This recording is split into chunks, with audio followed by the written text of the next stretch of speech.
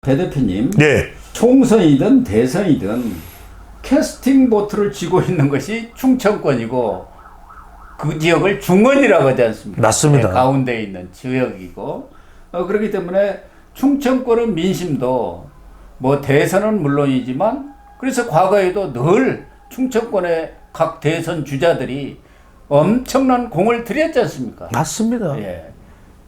그래서 이번에 총선의 경우에도 지금 이 충청권이 28석입니다만은 21석을 지난 21대 총선에서 민주당이 가져가 버렸어요. 그러니까요. 여기에서 실제 회복을 하지 않는 한 물론 수도권이 워낙 크기는 하지만 이게 총선 승리에 상당히 어려움을 겪을 수밖에 없는 것 아니겠습니까? 맞습니다.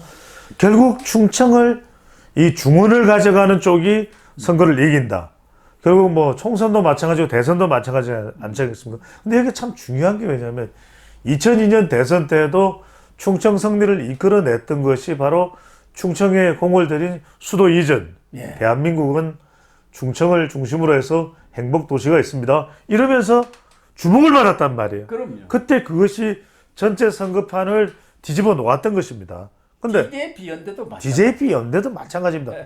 이렇게 하면 충청도가 뻥커나요. 그랬던 그 JP가 힘을 실어 주었기 때문에 수평적 정권교체 최초의 호남 출신 대통령 탄생이 가능했던 겁니다. 그런데 우리 방송은 단순히 지금 어떤 현상만 이야기 드리는 게 아닙니다. 지금 무려 21석이나 민주당이 가져갔었고, 물론 이제 지금 현재 상황은 이상민 의원이 당적을 바꿨기 때문에 20대 8입니다. 예. 그렇다 하더라도 중요한 건 대전인데, 대전은 지금 나오는 조사 결과들을 보면 팽팽해요.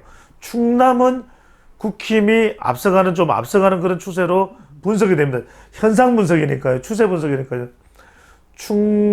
충남에서는 중요한 게 공주, 부여 청양의 정진석 대 박수현이 리턴 매치 아니겠습니까?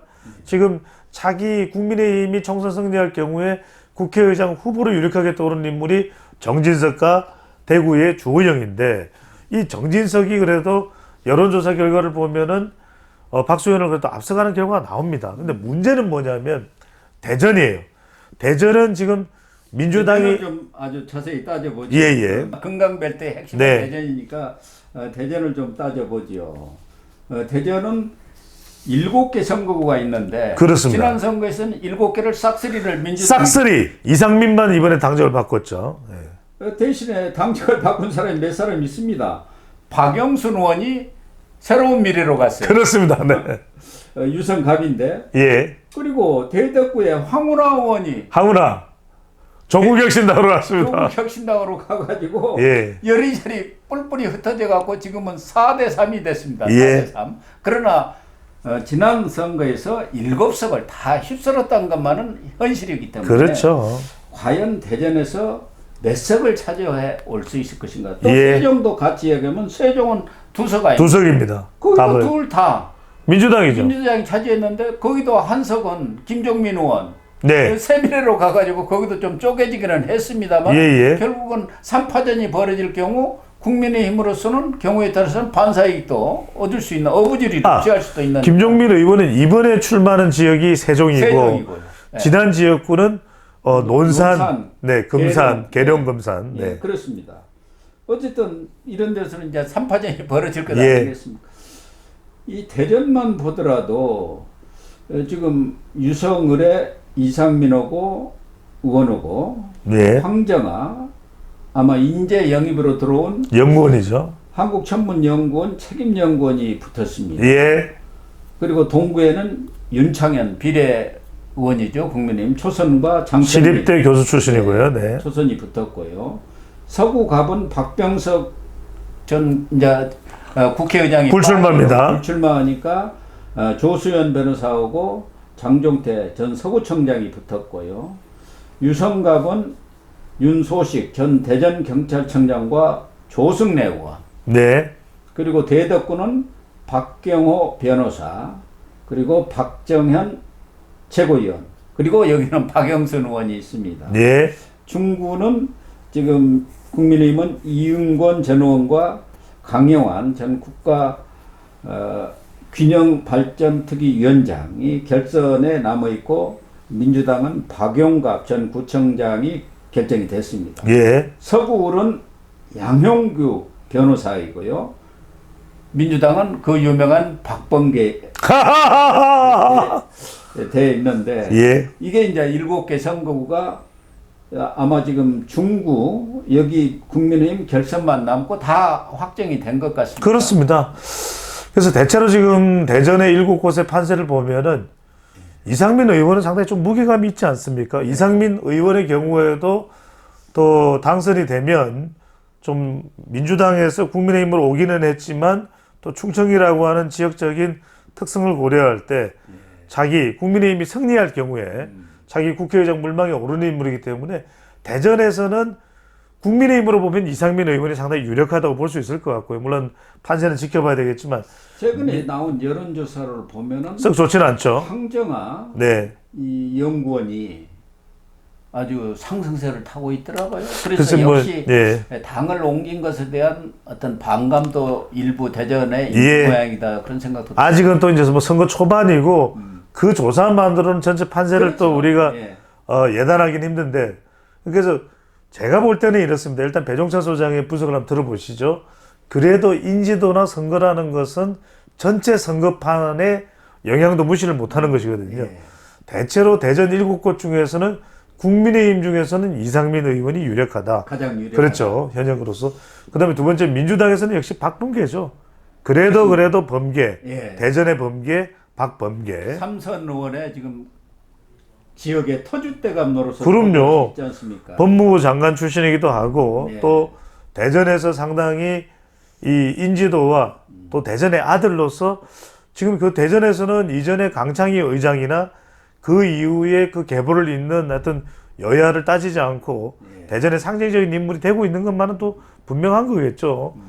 2021년 10월 20일 있었던 윤석열 검찰총장이 다시 그때 이 상임위원회에 나왔을 때도 바로 치고 들어갔던 것이 박범계 국회의원 아니겠습니까? 네, 그렇습니다. 그러니까 지금 윤석열 대통령이 그때 검찰총장이 뭐라 그랬습니까? 그때는 옛날에는 안 그러셨잖아요. 의원님 왜 그러십니까? 예. 예, 그런 그 당사자가 바로 박범계입니다. 예. 동구는 윤창현, 장철민, 초선 의원들이 대결이기 때문에 여기 피를 좀 튀길 것 같아요. 피를 튀길 것 같아요. 같고요. 네. 서구갑은 박병석 전 국회의장 지금도 현역 의원 아닙니까? 예. 워낙 오랫동안 다전원 그렇죠. 지역이고 진보 성향이 민주당 강한데 강세 지역으로 봐야 될 것 같아요. 거기다가 조수연 이 변호사 또 지금 설화를 일으키지 일으켰죠. 않습니까? 예. 네. 그래서 여기는 좀 지켜봐야 할 것 같고요. 유성가구 경우는 조승래 민주당 의원이 재선 의원이고 예. 조금 진보세가 강해서 윤소식 전 대전경찰청장이 아주 열심히 뛰어. 그렇습니다. 네. 대덕구는 박경호 변호사하고 박정현 민주당 최고위원도 뭐 지금 국회의원은 아니지 않습니까? 예. 구청장 출신 아닙니까? 맞습니다. 구청장인가 했을 겁니다. 그런데 네. 이제 거기에 박영순 의원이 새미래로 나오기 때문에 그렇습니다. 여기는 어떻을 것 같습니까? 저는 그래서 이게 결과적으로는 박정현 대덕구청장 출신이 보통 사람이 아닙니다. 최고위원 되는 과정에서도 상당히 소란스러울 정도로 이념적으로도 좀 파장이 있었고요. 근데 이 민주당의 표를 새로운 미래의 현역인 박영순이 가져간다는 거예요. 예, 그러니까. 그래서 이게 민주당으로서는 상당히 불리한 요인이 됩니다. 제가 말씀드렸죠. 어쨌거나 민주당은 현역이 워낙 많기 때문에 이들이 나가서 새로운 미래나 조국혁신당은 후보를 안 나가니까 무소속이나 새로운 미래로 지금 서른도 있고 홍영표도 있지 않습니까? 인천에, 부천에. 이건 어려워지는 거예요, 민주당이. 그래서 오히려 이 지역은 박정현보다는 오히려 국민의힘 후보가 어부지리까지 얻어갈 가능성이 크다. 저는 이렇게 분석을 하고요.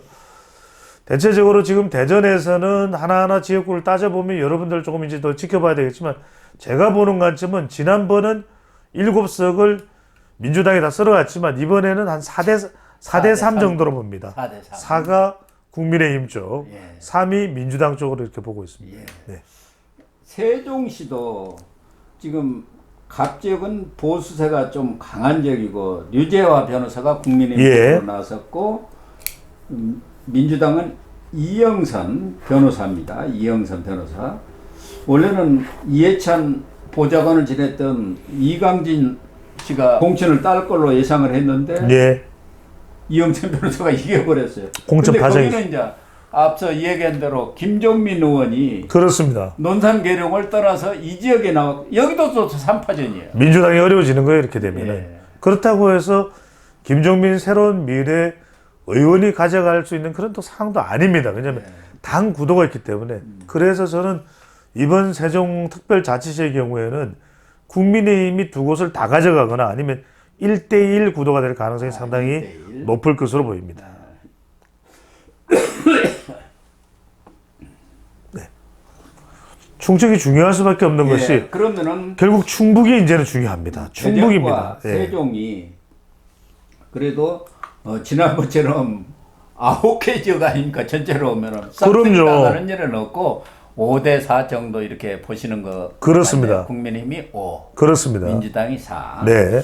어쨌든 절반을 나누어 가지되 국민의힘 쪽에 조금 무게가 실리는 그런 쪽이 될 것 같고요. 배 대표님이 그렇게 예상을 했으니까 저는 뭐 믿도록 하겠습니다. 예. 그렇게만 되면은 중원 싸움에서 승기를 잡는 것 아니겠습니까? 어디까지 예측이니까요. 네.